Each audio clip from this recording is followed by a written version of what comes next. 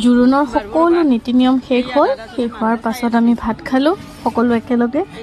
আৰু ভাত খোৱাৰ পাছত ইয়াতে মিঠা পান দেখিছে সকলোৱে খাই আছে। ময়ো ভাবিলোঁ এখন ট্ৰাই কৰোঁ, খাই কেনেকুৱা লাগে বাৰু। ইয়াতে মিঠা পান বনাব দিছোঁ, বনাই আছে। আৰু দাদাটো ইমান ধুনীয়াকৈ বনাই আছে, হাতত গ্লাভছ পিন্ধি লৈছে। আৰু ইয়াতে বহুত কিবা কিবি দিব, একেবাৰে মিঠা হৈ যাব চাগে, নাজানো। আৰু এই ছাইডত খুৰী ৰখি আছে, খুৰী খায়ে আছে। আৰু এখন জৰ্দা পান ল'ব খুৰীয়ে। আৰু এয়া দেখিছে ইয়াতে ধুনীয়াকৈ এনেকৈ বাটিত সজাই সজাই থৈ দিছে। ইয়াতে ইমান ধুনীয়াকৈ সজাইছে। আৰু বিভিন্ন ধৰণৰ মিঠা আছে, নাৰিকল কোটা আছে, মিঠা চপ আছে, ইয়াত টেমাত ভৰোৱা আছে, ইমান ধুনীয়াকৈ সজাই থৈছে। আৰু সকলোৱে খাব, সকলোৱে বনাব দিছে কিবা কিবি, কোনে কি খায়। কোনোবাই জৰ্দা খাব, কোনোবাই মিঠা পান খাব ভাত খাই উঠাৰ পাছত।